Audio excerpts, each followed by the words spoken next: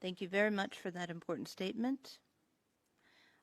I would next like to give the floor to Kelly Chia, Khmer Kampuchea Krom Federation. Jumriap Sul, and thank you, Madam Chair. I am honored to speak today to urgently address the detrimental impact of militarization on Indigenous peoples in Vietnam, particularly the Khmer Krom, the Indigenous peoples of the Mekong Delta.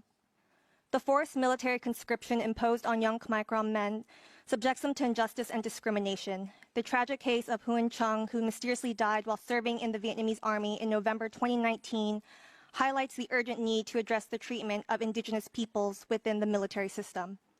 His family's distressing experience of unauthorized body operations further underscores the need for action.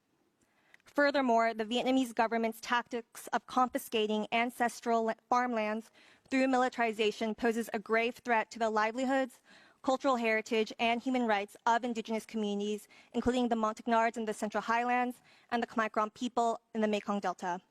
This exploitation of land law, which designates all land as government property, requires immediate attention. In light of these pressing concerns, we appeal for the following recommendations.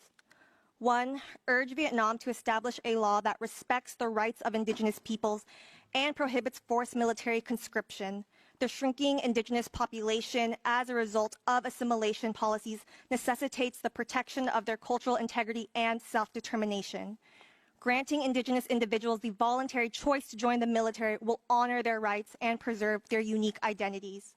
2, call upon Vietnam to revise the land law, putting an end to confiscating Indigenous lands for military purposes. The manipulation of the land law undermines Indigenous communities' livelihoods and cultural heritage and human rights. It is crucial to safeguard land rights and ensure Indigenous peoples have rightful ownership and control over their own ancestral lands. Thank you, Akun.